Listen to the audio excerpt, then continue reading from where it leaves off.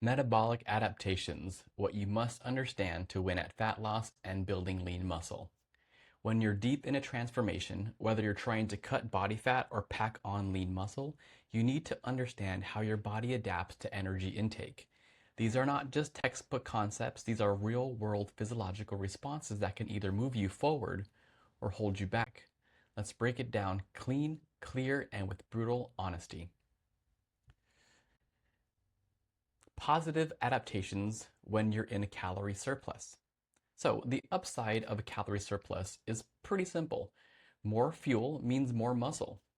With extra energy coming in, your body has the resources to ramp up muscle protein synthesis, MPS, which is the cellular process that repairs and builds muscle tissue. This isn't just about gaining weight. This is about building lean, dense muscle, increasing strength, and recovering faster. More food equals more training fuel equals better recovery equals more growth. When you're in a surplus and doing things right, like progressive overload, strength training, quality sleep, adequate protein, proper recovery, you're in a muscle building sweet spot. This is where athletes thrive. And it's where our Vegan Strength Academy students pack on lean muscle and strength with purpose.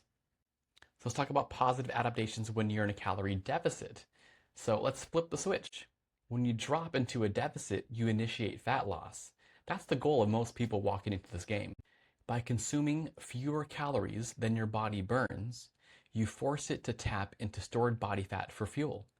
This means a leaner physique, improved definition, better health markers, and a major boost in how you look and feel. But let's not sugarcoat it.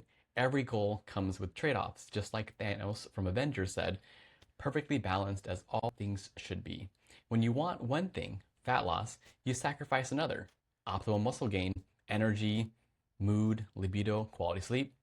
That's just life. That's the trade-off. The more you understand these adaptations, both positive and negative, the more mentally equipped you are to handle them. So let's get into what really makes fat loss harder than most people expect. The negative adaptations, the dark side of the deficit. So you want to get lean and understand what you're about to face. Hormonal adaptations.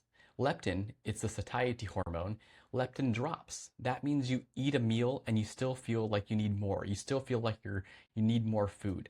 Your body no longer gets a strong I'm full signals. This is why dieting in part feels so relentless. Ghrelin, which is the hunger hormone, rises. That means you feel hungrier sooner and more often. It's like your body is begging you to eat more, even when logically you've hit your target and you've had all the food that you need. So leptin goes up, ghrelin goes down, which means hunger is high and your satiety is low. This isn't a mindset problem, this is biology. But knowing it's normal helps you stop blaming yourself and start focusing on strategy. Muscle preservation becomes tougher. When in deficit, your muscle protein synthesis goes down and your muscle protein breakdown goes up. This shift puts you in a catabolic state. Translation, your body will start breaking down muscle for fuel, especially if your protein intake is too low or you're skipping or not pushing yourself hard enough in strength training. I can't stress this enough. This is why smart fat loss always includes high protein intake, heavy lifting, and deliberate recovery. Without those anchors, you don't just lose fat, you actually lose muscle. And that's how people end up skinny fat, smaller but still soft. That's not what we do here. So another issue is your NEAT levels drop. NEAT is your non-exercise activity thermogenesis.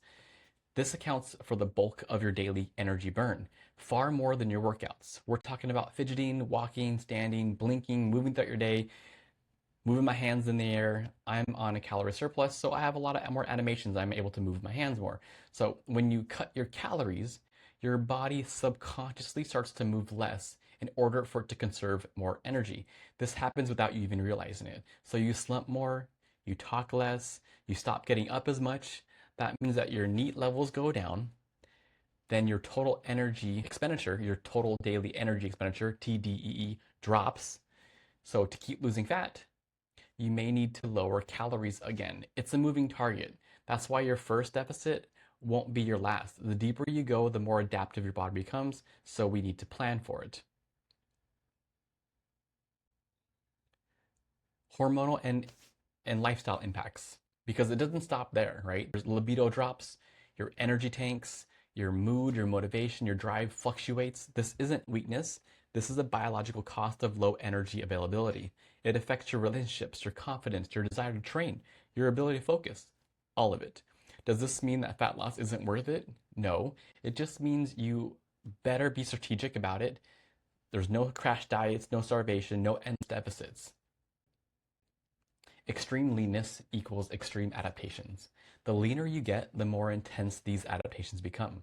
If you're going for 10% body fat or lower, your physique, like physique athletes, expect crippling hunger, expect reduced performance, compromised recovery, mood swings, and plateaus. This is why so many advanced trainees won't build muscle in a deep cut. Muscle protein synthesis and breakdown hit a crossover point where you're not gaining and you're struggling just to maintain. If you're new, you may still be able to build a bit of muscle, but if you've been training for years, it's not likely. This is why we educate our students inside the Vegan Strength Academy. We don't just coach macros, we coach awareness. We build real knowledge so that every move is intentional with real structure. Strategy is everything. So knowing all this, you need to deploy smart tactics. Diet breaks to restore leptin and raise NEAT, refeeds to buffer against hormonal drop-offs, tracking compliance to ensure your data is accurate. This isn't just about toughness, it's about systems. It's about long-term thinking. If you want a new body, you have to operate with a new mindset. You have to expect the friction, embrace the discipline, and understand the adaptations so you don't get blindsided. Simple doesn't mean easy, but when you're prepared, you win.